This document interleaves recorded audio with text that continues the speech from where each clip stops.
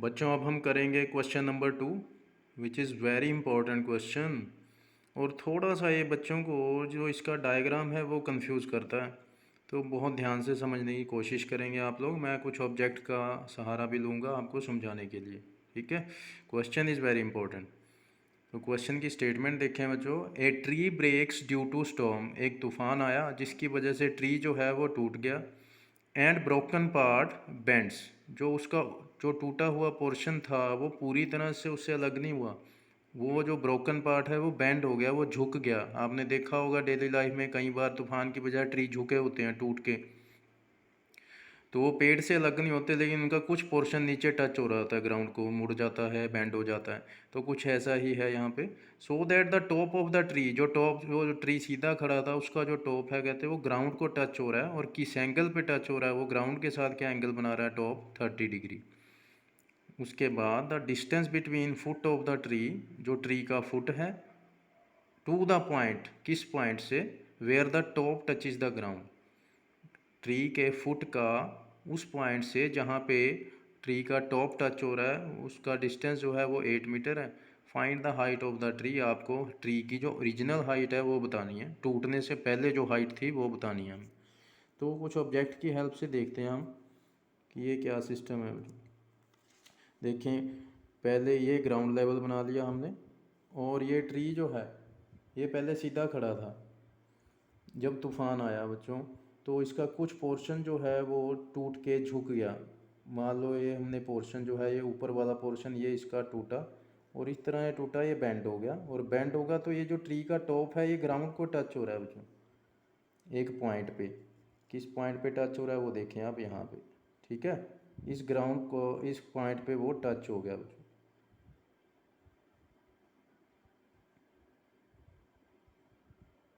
तो ये ग्राउंड को जब टच हुआ तो जिस एंगल पे टच हुआ है वो एंगल जो होगा बच्चों वो 30 डिग्री है। ये जो बीच में एंगल होगा, दिस एंगल इज़ 30 डिग्री, ठीक है। उसके बाद वो क्या कहते हैं, जो डिस्टेंस है किसके बीच में, the tree foot of the tree, ये ट्री का फुट हो गया बच्चों। ट्री के फुट का डिस्टेंस किस पॉइंट से, जहाँ पे ग्राउंड का जो ट्री का टॉप टच हो रहा था ग्राउंड को, ये ट्री का टॉप है और ये ग्राउंड को जहाँ पे ये टच हुआ, इस पॉइंट तक का जो डिस्टेंस है वो आपको 8 मीटर दिया हुआ है। ट्री के फुट से किस पॉइंट का डिस्टेंस, जहाँ पे ट्री का टॉप टच हो रहा है ग्राउंड को, उस पॉइंट तक का डिस्टेंस 8 मीटर दिया हुआ है, ठीक है। तो आपको क्या बताना है, ट्री की ओरिजिनल हाइट क्या थी जब वो स्टैंड सीधा खड़ा था, उस टाइम पे उसकी हाइट क्या थी। तो हम मान लेते हैं बच्चों, मान लेंगे हम भी, ये वो पोर्शन है जो बचा हुआ है जो सीधा खड़ा था उसको एच मान लिया, और जो ये वाला पोर्शन था इसको एक्स मान लेते हैं, ठीक है। तो देखिए अब इसका डायग्राम बनाते हैं। डायग्राम बनाते हैं, पहले ये ग्राउंड लेवल बनाया हमने। स्टार्टिंग में ये क्या हुआ हमारे पास, जो स्टार्टिंग में था ये ट्री सीधा खड़ा था, ठीक है। उसके बाद जब तूफान आया इसका कुछ पोर्शन तो खड़ा रह गया, और ये वाला हिस्सा मान लेते हैं ये बेंड हो गया, जो मैंने आपको बेंड करके दिखाई थी। ये वाला पोर्शन जो है बेंड हुआ, और इस टाइप से बेंड हुआ कि ये ग्राउंड को टच होने लग गया, इस पॉइंट पे टच हो गया झुक के, ठीक है। तो यही पोर्शन जो है ये अब बेंड हो चुका है, ये पोर्शन बेंड होके यहाँ पे आ चुका है बच्चों। जो इसकी लेंथ की, जो इसकी वैल्यू होगी वही इस पॉइंट, इस लेंथ की वैल्यू होगी, ये ध्यान रखना है आपको। तो क्योंकि ये दो अलग अलग पोर्शन है इसलिए मैं इनकी अलग अलग वैल्यू यूज़ कर लेता हूँ।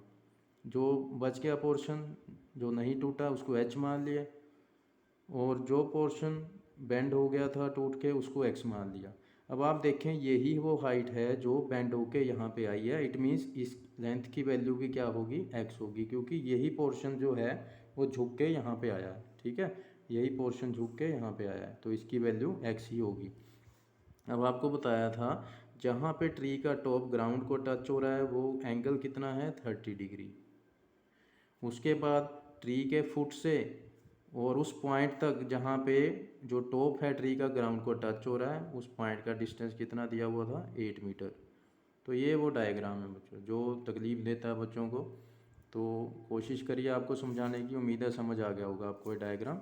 एक बार डायग्राम समझ आ जाए उसके बाद क्वेश्चन कुछ भी नहीं होंगे। तो आपको आप फाइंड क्या करना है, टोटल हाइट ऑफ ट्री, जो ये ट्री की हाइट पूरी थी जब ये खड़ा था स्ट्रेट, ये हाइट कितनी थी।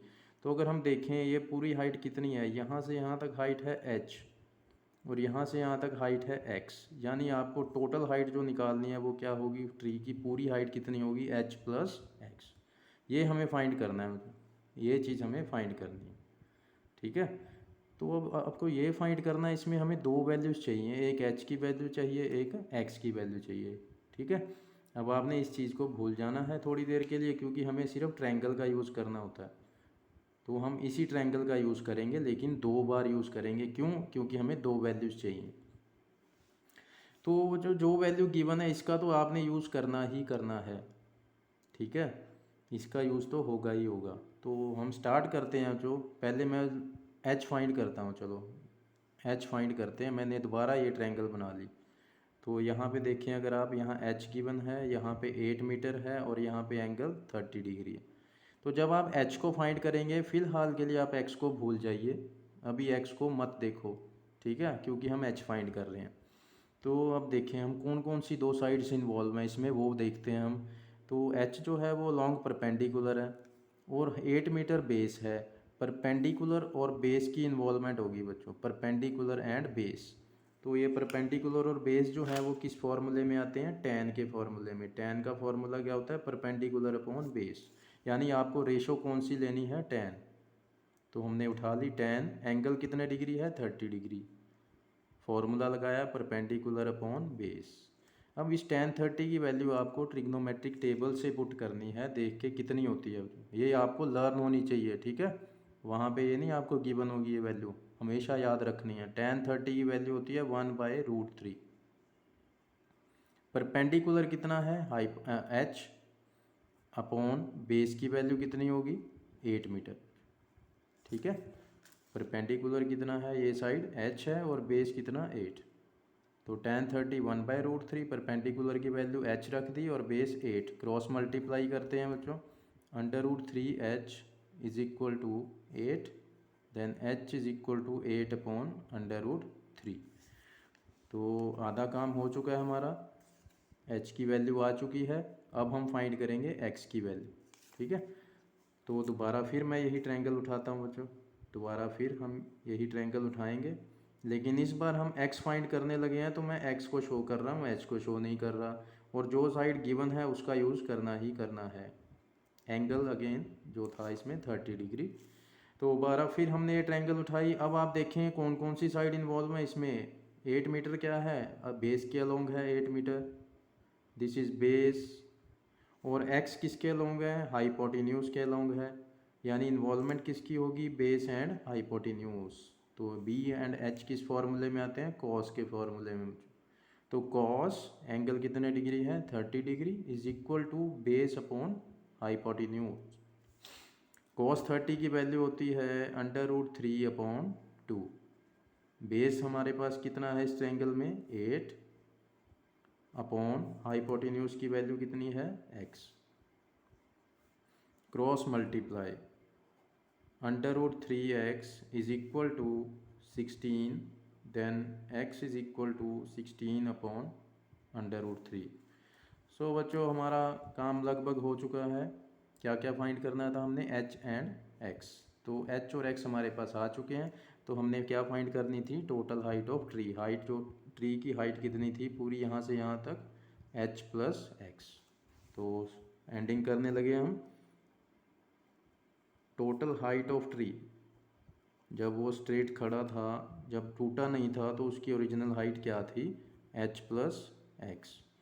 तो h आया था हमारे पास 8 अपॉन √3, x की वैल्यू 16 अपॉन √3। एलसीएम लेते हैं बच्चों इसका, √3 is LCM.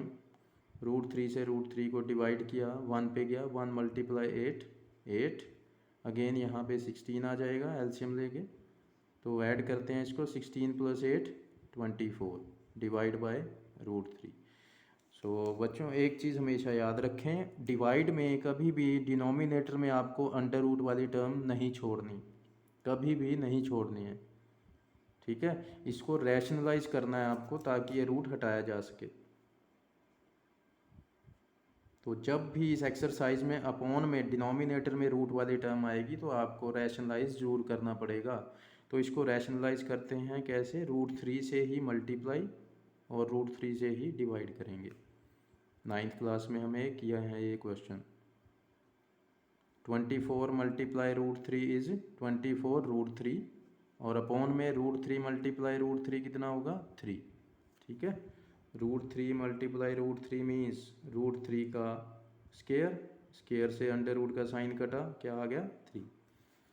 So 24 into √3 24 √3, √3 into √3 3। तो 3 से हम इस 24 को कैंसिल करेंगे 8 पे, तो आंसर क्या आ गया हमारे पास 8 under root 3 meter. This is the original height of tree. ये है उस ट्री की original height 8 under root 3 meter. So ये था बच्चों question number 2 which is very important. तो उम्मीद है आपको समझ आया होगा।